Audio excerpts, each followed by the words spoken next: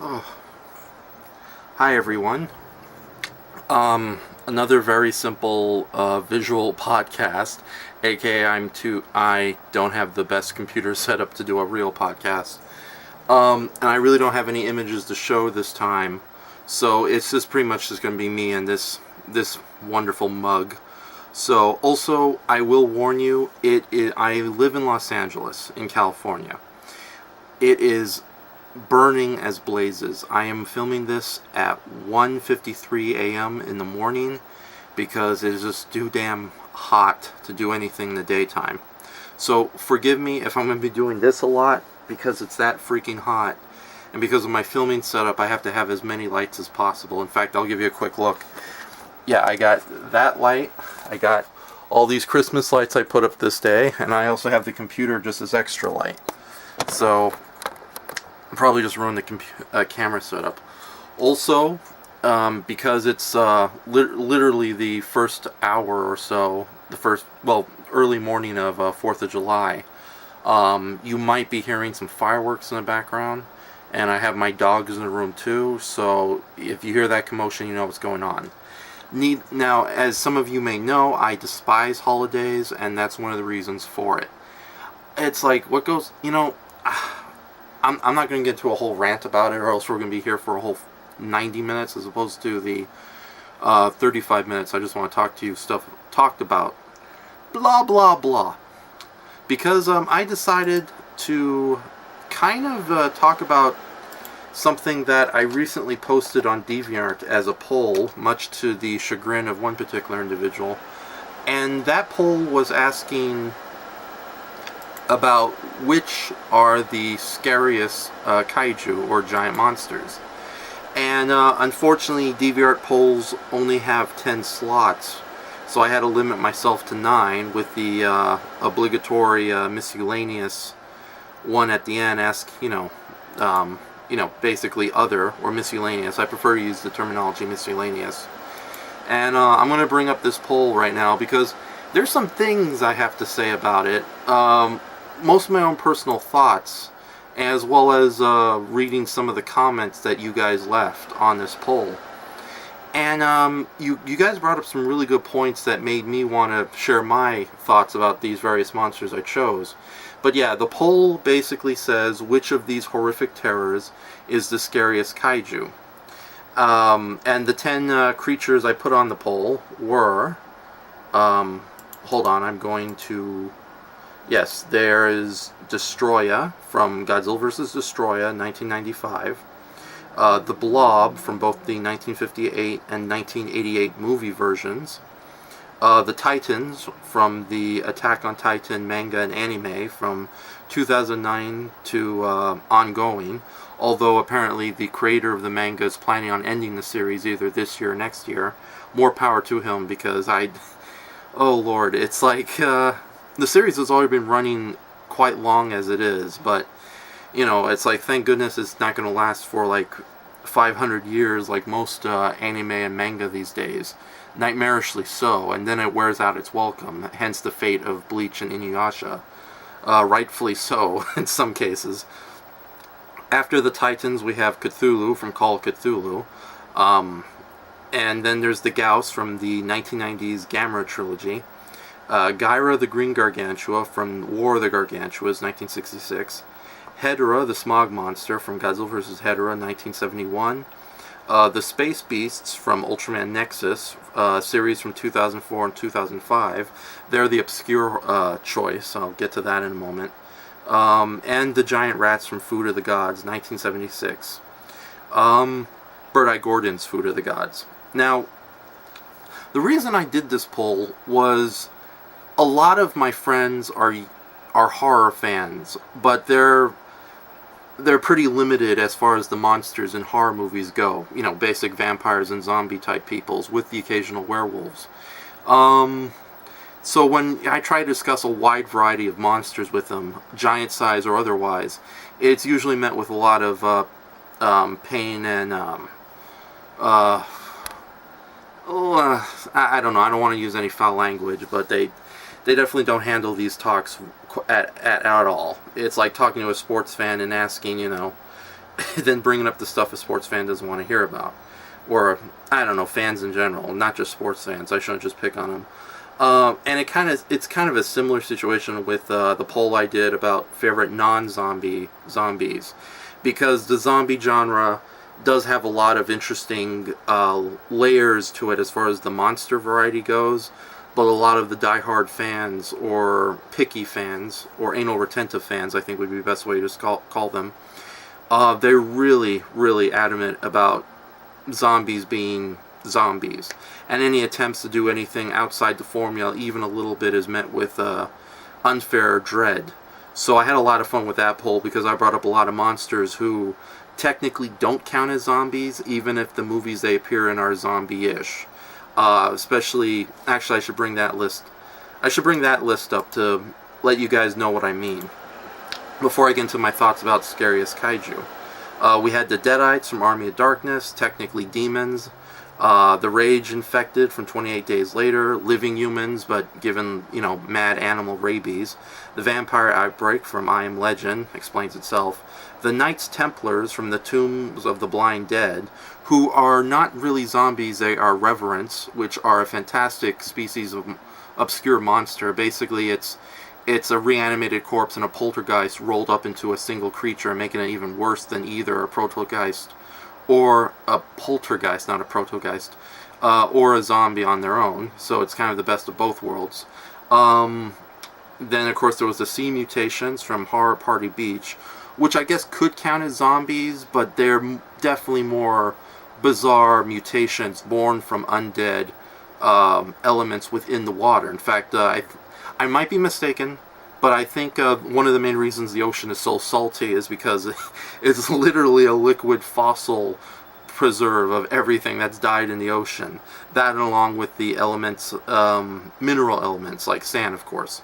Then there's the Alien Vessels from the Invisible Invaders, a 1959 film that, oddly enough, probably started what we think of modern zombies slightly before George Romero.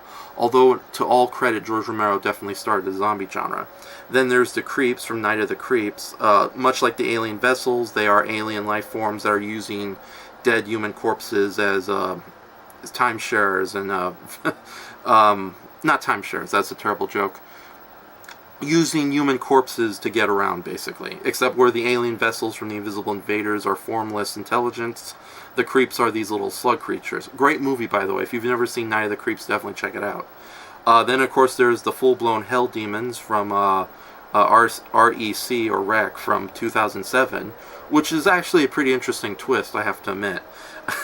The zombie apocalypse is actually the forced apocalypse from religious wackos. And then, of course, there's the complete underdogs that got no votes, the Radiation Sickos from Nightmare City, 1980. A movie that I would say would be a lot of fun in its Italian cheesiness if it didn't have some really nasty misogyny moments of female torture and gore in it.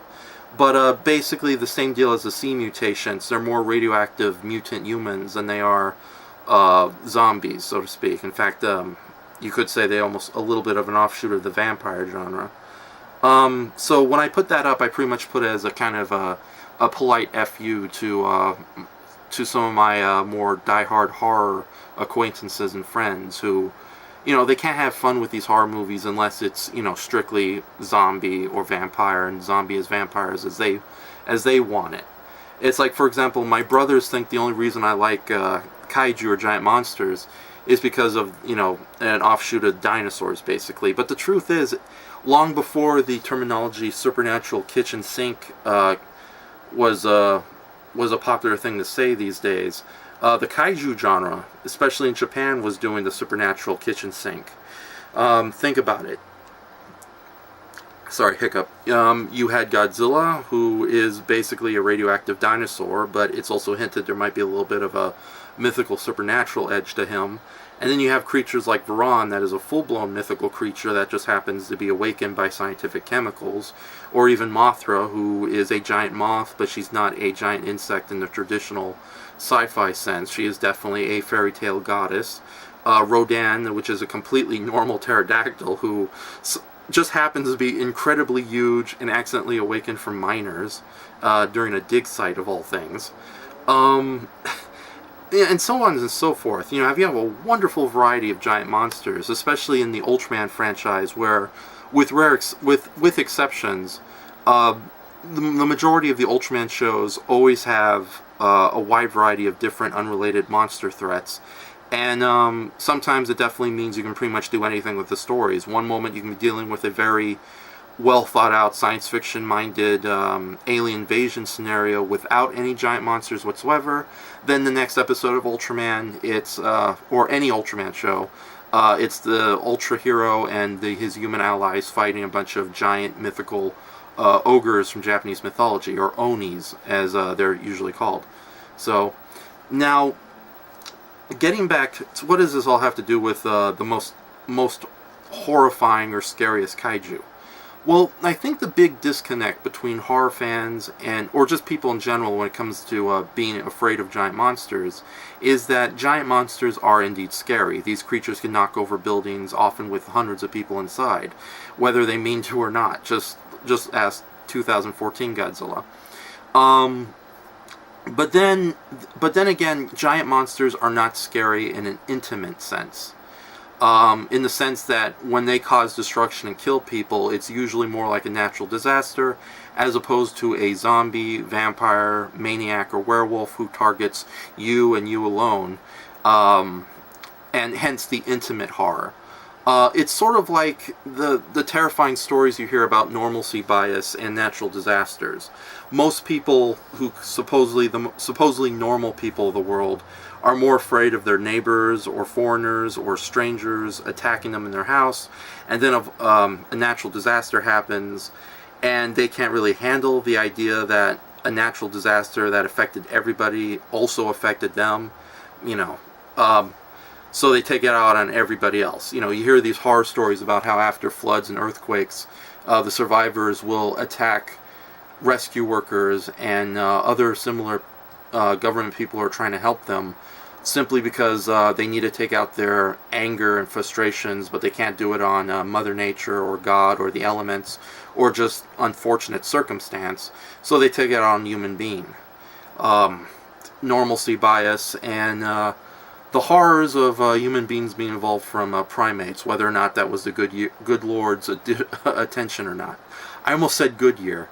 Again, I'm recording this at 2 a.m. and I haven't had that much sleep because of the heat and other things going on. So, in that sense, it's hard for somebody to wrap their head around a giant monster coming and killing them. It's a lot easier when it comes to the zombie genre. I think that the reason the zombies is so popular is because it may not be the only reason. There are many reasons why this genre is so bloody popular, especially in this day and age. But there is that sort of fear or anticipation, and I really don't. Please don't take this the wrong way, but the zombie genre really feels like it's almost like self-insertion hero fantasies for people who honestly have that kind of terrifying mentality of me versus everyone else, which is much different than us versus them, because it's us, everybody, versus them. But most people living today, especially when you see how people behave on the internet, or just real life in general, they honestly do have that kind of terrifying me versus everybody else. To such a point that they'll gladly make jokes about cannibalizing their own families if push comes to shove. Then they say, oh, I'm just kidding. But I've been around so many passive-aggressive alpha male douchebags and wenches and brats and beasts who you honestly know that if push came to shove, they would screw over their own family for their own immediate survival, let alone their friends, co-workers, acquaintances, and just innocent people in general. Because, and I hate to say it, this might be my own cynicism and bias getting here, but throughout human history, it really does seem like a really kind of nasty cycle of the weak preying upon the weaker, and weaker still. It's not the strong versus the weak, it's the weak against the weaker. Hence the reason why throughout history you seem to see these kind of terrible tyrants get away with things. And I'm not just talking about tyrants in European countries more famous examples, like, you know, that one little Yiddish man who got lucky during World War II. That's an obscure historical joke. But, you know, even like corrupt or horrible politicians during America's formative years, or even during the 1950s, the whole story about the McCarthy era, that, you know, that whole story is a perfect example of what I'm getting at. It always seems like the bullies of the world always, you know, succeed where the generally good people suffer. Unless, of course, there are heroes and they stand up. And there are heroes in history. If there wasn't, I think we'd be much more screwed than we already are. And, of course, people are not as simple as I make them out to be, nor are they as complex. It's usually a bizarre middle ground. But thankfully, there's enough complexity that people don't stand for this kind of insanity or madness as easily as we usually think these situations go. You know, it's like, I don't know. This is a whole rant that's getting a little uncomfortable, perhaps for you more so than me. So I'm going to get off it and get back to the main situation. But basically, there's that intimate horror that a lot of people, supposedly normal people, have, where they honestly feel the world is out to get them, regardless if they themselves see the glass as half empty or half full. I am definitely a pessimist or a cynic more so than I am an optimist. And I especially don't know anybody I've known who is an optimist. Because it's like, I don't know, I'm going to be spending another, I don't know how long I've ranted here, but I'm going to get off the subject. Basically, there is that kind of intimate horror that people have against cosmic horror or universal horror or the bigger picture against them. It's a lot easier to envision your house being invaded by a bunch of criminals and being killed, as opposed to your house being destroyed in a landslide, as well as the houses next to you where the criminals originated from. It's a little too much out there for most people, and I think that's exactly how people react to giant monsters in fantasy as real people in real life react to the possibility of natural disasters attacking them. It's way easier having a more intimate villain who has a human face, regardless if the character is human or not, than it is this huge, terrifying creature that will kill you but is not out to get you in particularly. I think that's the reason why so many Sci-Fi Channel movies insist on having the monster take a back seat to a completely pointless but equally murderous human villain, to try to give the human heroes more of a direct focus against an antagonist, or a more relatable antagonist, so to speak. That or Sci-Fi Channel original movies can't afford the monster every minute, so of course they gotta throw in a bunch of random mafia goons, or escaped convicts, or corrupt government officials, or black ops mercenaries, anything, so they don't have to show the terrible CGI monster for more than 5 minutes. Oh, it is hot out here, by the way. So, when I made this poll, and I chose these particular monsters as the representative of horror kaiju, so to speak, I chose them both because they are giant monsters that can destroy entire cities and planets if they could, as well as being characters who are intimate in their killing sprees. These are creatures who can not only knock down buildings, but can also open the roofs, find you, pick you up, and eat you, dissolve you, absorb you, or torch you, however they decide. All these monsters have that exact, not preference. What's the word I'm looking for? Any background. We'll just say background for now. All these creatures have that ability, with the exception of Cthulhu.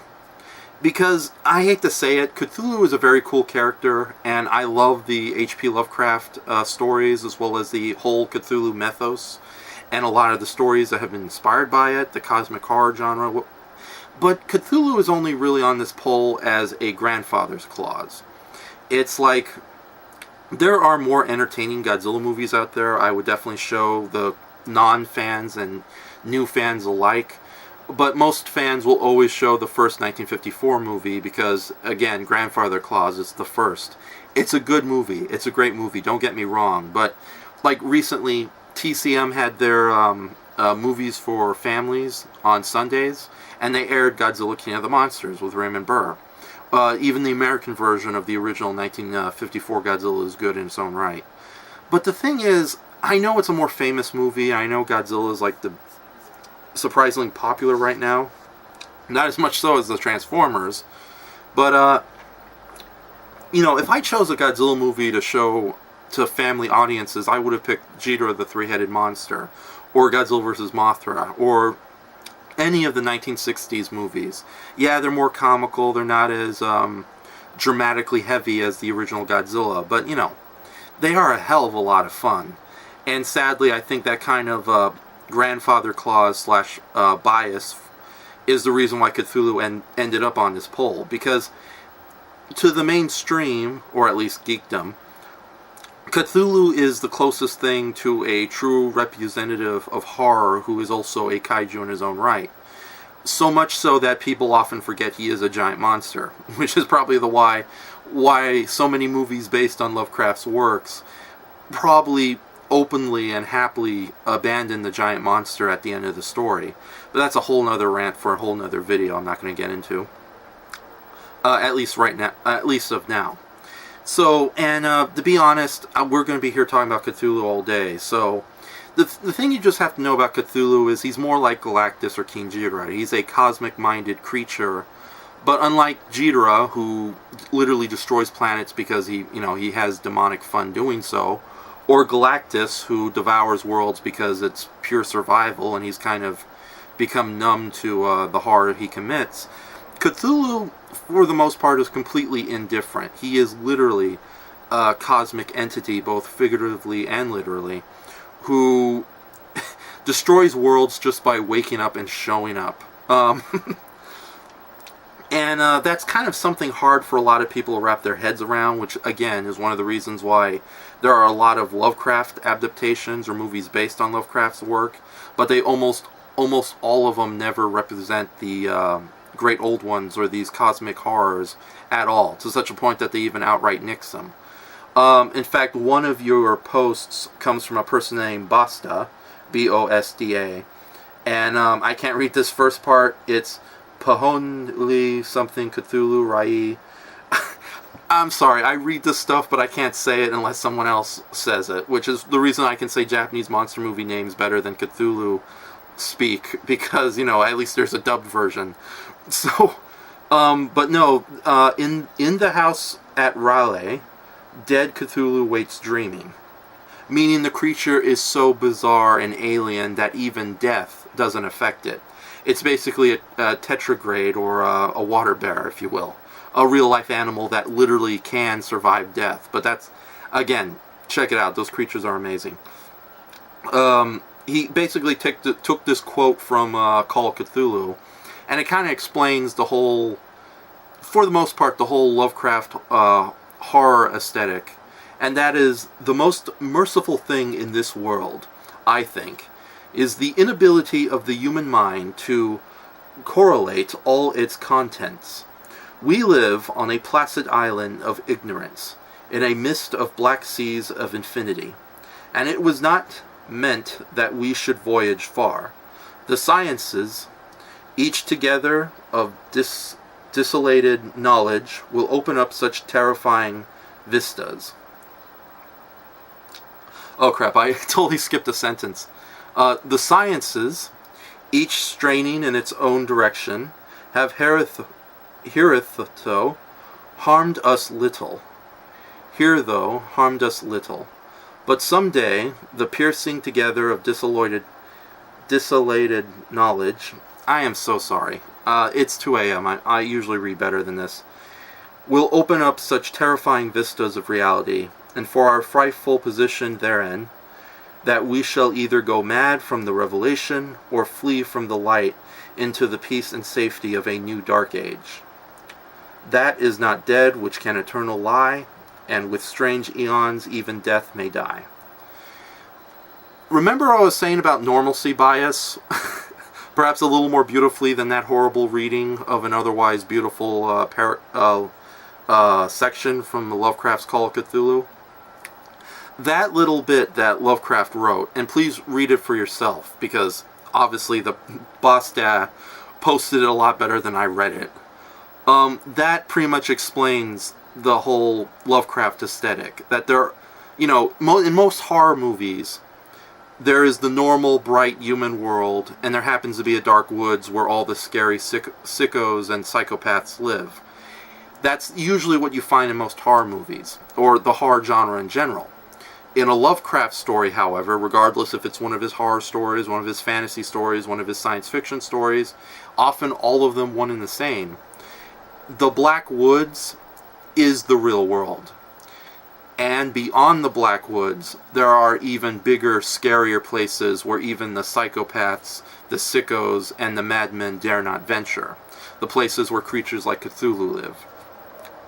Now, that's very beautiful in a nightmarish sense, especially when you consider Lovecraft was an astrologer. And astrology will do this kind of wonderful things to your minds. You think fantasy is amazing? Actually watch documentaries about the insane physics of other worlds and galaxies.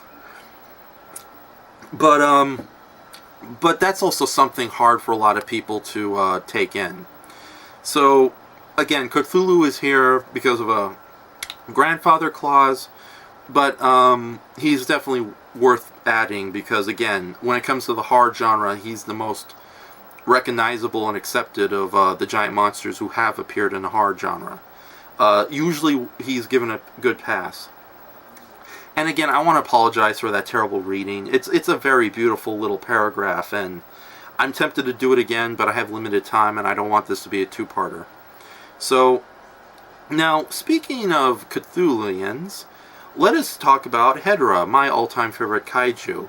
Not only is the creature so wonderfully bizarre, but he's probably one of the closest things in the kaiju genre, or at least the mainstream kaiju genre, not talking about, weirder stuff like some of the monsters from Ultraman Nexus. Hedorah is, to me, the closest thing Godzilla has ever faced that could be considered a Lovecraftian horror. He is this otherworldly creature that has fallen on Earth, clearly not as powerful as Cthulhu is, but like Cthulhu, his mere presence brings death, whether the creature means to or not. And there is a little bit of a personality in Hedorah, but for the most part, I don't want to call him indifferent, because he is obviously aware that there are humans running around. But at the same time, you get that funny idea that Hedorah has been causing all this death and destruction merely for survival, like some kind of animal pest that doesn't know any better. And it's only when he's on Mount Fuji after temporarily defeating Godzilla and noticing the little humans having their party does he actually take a notice and then easily kills them when they annoy him a bit.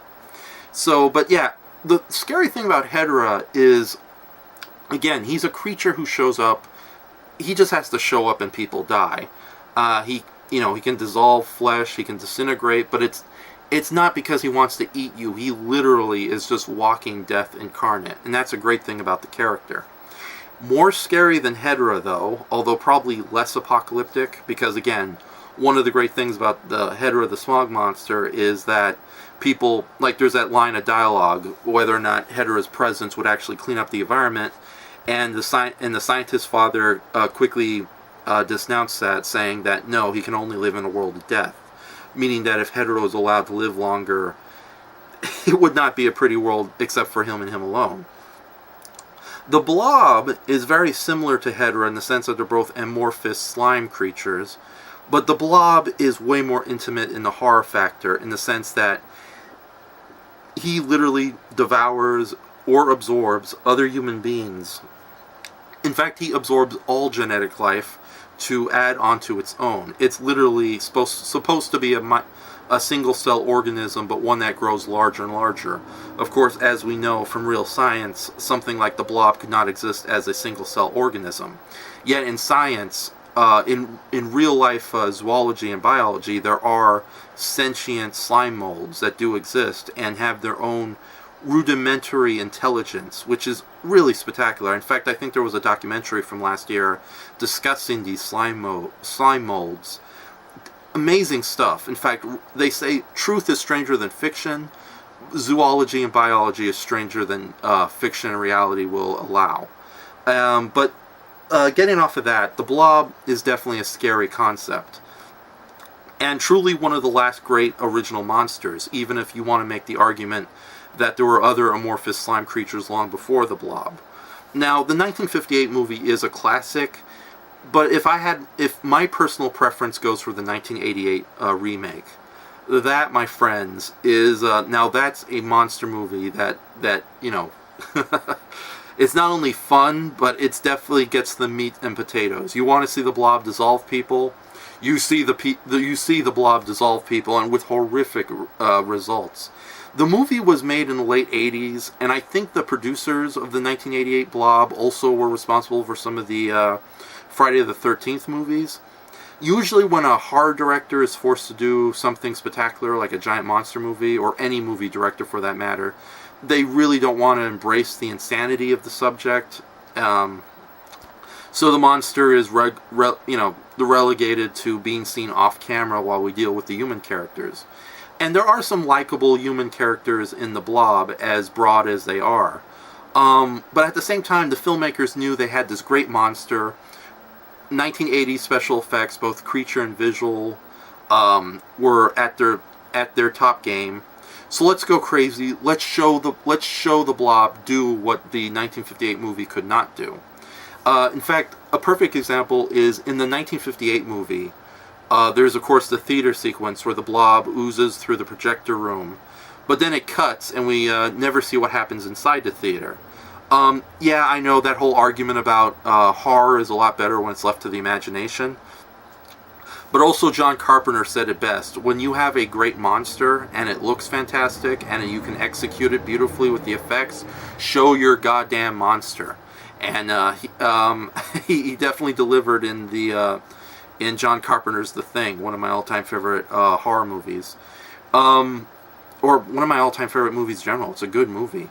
But then again, I love a lot of John Carpenter stuff. In fact, I'm probably going to do a whole video vlog about John Carpenter's movies. But back to the Blob. Because the 1988 Blob was such a great creature and well made in both the execution and design, they were able to show a lot of the horrific, graphic, gory sequences that were only alluded to in the 58 movie. We saw the Blob pick people from the ceiling, grabbing them, and then devouring them in a pretty horrible fashion. Although, to be fair, you have to give the Blob credit for devouring the jerk in the theater first and foremost. Not only that, but the 58 movie, there's a scene where the Blob apparently devoured an entire bar full of drunkards. But it's only said throughout dialogue, and you easily miss it upon the first viewing. There's no bar sequence in the 1988 movie, but there are tons of really inventive, imaginative, and terrifying kills that makes the Blob one of the scariest kaiju ever. Almost right up there with Hedorah, especially when you consider that both monsters can only be destroyed through one method, and it's not an easy method either. As this California heat would be perfect for the Blob, because you can only stop the Blob by freezing him. And even then, there's no way you can destroy the creature permanently.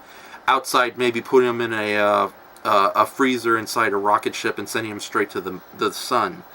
Sadly, there'd be a lot of science fiction horror fans who'd come up with really stupid theories about how the Blob would survive the sun for a sequel. You can't. It's a star. Only Cthulhu can survive the sun. Maybe King Ghidorah and Galactus too.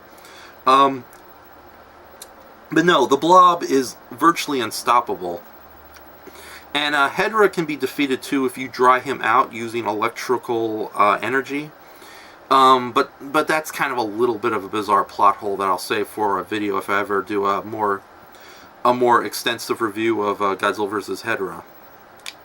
So yeah, the Blob is definitely, the 1988 movie is fantastic. It shows the Blob leaping and gliding and sliding across the floor and doing all the horrible things that the Blob does. And it's not a simple, the creature eats you and you're instantly dead. They really go out of their way to show you people suffering inside the monster as it literally devours, absorbs, and melts them. You know, it's not a quick death. It's prolonged and horrible, merciless. And yes, the Blob is absolutely merciless. The fact that the creature actually... Spoilers. I don't really give a crap about spoilers. But if you want to watch the movie, I'd recommend you go see the 1988 Blob first and foremost. But if spoilers is a major problem and makes you from watching any movie, then screw you, because I'm about to release some details. There's a little kid character who's a friend of the main little kid character in the movie, who doesn't make it out of the movie. He is among the people who is devoured by the Blob. And there are a lot of decent people along with not so decent characters in this movie who are killed by the Blob. Usually in a horror movie, all the good people will die first, the jerks will be left for the final kill, or it's vice versa. Here, the Blob will kill anything. It literally is just an endless eating machine. So yeah, it's as much as I think Hedorah is the cooler monster, the Blob is definitely the scariest. Moving on from the Blob, and getting back to the zombie genre, we have the Titans from Attack on Titan. It's funny. On one hand, I love Attack on Titan. It's a very good series, but it's also a series I should not like for various reasons. For one, it's just another play on the whole us versus them zombie genre, something you see in a lot of anime. Two, even knowing the Titans are very much giant monsters and they very much are in the forefront of the story, they suffer from what a lot of anime and manga monsters suffer from. They're not that imaginative. They're unique, don't get me wrong. The idea of these bizarre, naked but completely genderless human cannibals walking around and killing human beings mindlessly, or almost like a knee-jerk reaction, the way these creatures react most of the time. It's a very unique idea, and it's executed well in both the manga and the anime. But as far as the imaginativeness of the kaiju genre, they're definitely lacking. Thankfully, not as bad as monster designs and creature characters in other anime and manga. Remember what I was saying earlier about the me versus everybody else mentality of most horror movies or zombie films or sci-fi channel films, where the producers and writers can't really relate with the monster as an antagonist, so they throw in human villains. You see that a lot in anime. Apparently our heroes are fighting against an alien invasion of these giant interdimensional monsters or demons, but those are boring and they're a little too complex for us to design. So let's instead get a pretty looking, handsome anime villain of the human variety, or something that looks human enough for us to throw in as our antagonist / threat. And you've seen this kind of insanity happen in the Xenogear video games, or Xenosaga. I forget which, the one with the sexy android girl. Supposedly they're fighting against these interdimensional monsters, but they instead throw in some government conspiracy and we're fighting humans instead. Or Blue Exorcist, this anime they're airing on Adult Swim. That series, I think if they could get rid of any kind of demonic antagonists, they definitely would, and just have the story about the heroes bickering amongst themselves. It's like, and Bleach, to a good extent, is very similar to that. Neon Genesis Evangelion, even knowing I think the monster designs in that are still very unique and still hold up today. But yeah, in a lot of anime, the monsters will always take a backseat to the human genre. Nothing wrong with that in theory, but it really does suck. It's like a zombie movie where it's like, oh, we found a way to destroy all these zombies, or we can survive this zombie attack. But they have to throw in a human antagonist just to put up the stakes, so to speak. Sometimes it works beautifully, like in Day of the Dead. Sometimes it's just pandering for people who really don't get monsters as a decent threat. I think a better example would be like the disaster movies from the 1990s. You know, California is being destroyed by a volcano. Dante's Peak is going to explode. There's a tidal wave. There's a meteor coming. But, that alone is perfect for a story. But no, we got to throw in some sort of incredibly weak supervillain, human villain, not even a supervillain, who somehow is an even bigger threat than the monster in question. In Attack on Titan, however, to its credit, it's one of those shows where everything that could go wrong does go wrong. It's kind of like The Host from that South Korean movie, giant monster film. The great thing about that film is that the title creature itself, the host, or Guamu, or whatever, however you say his actual name, he's a horrible threat in his own right. He's a terrible dragon that must be defeated. Unfortunately, you have a lot of other horrible human beings you have to get through to defeat the monster. It's something they did in Dragon Slayer, but it succeeds beautifully in The Host, because not only do our heroes have to deal with the human world and all its unfortunate quirks and distractions, but they eventually have to deal with the horrible monster at the end of the story. And in Attack on Titan, not only do our heroes have to deal with these titans, but they also have to deal with the politics of this kind of dystopian future they live in. For those of you who aren't familiar with Attack on Titan, I'll be as quick as possible about the plot. It takes place in some unknown distant future where mankind is basically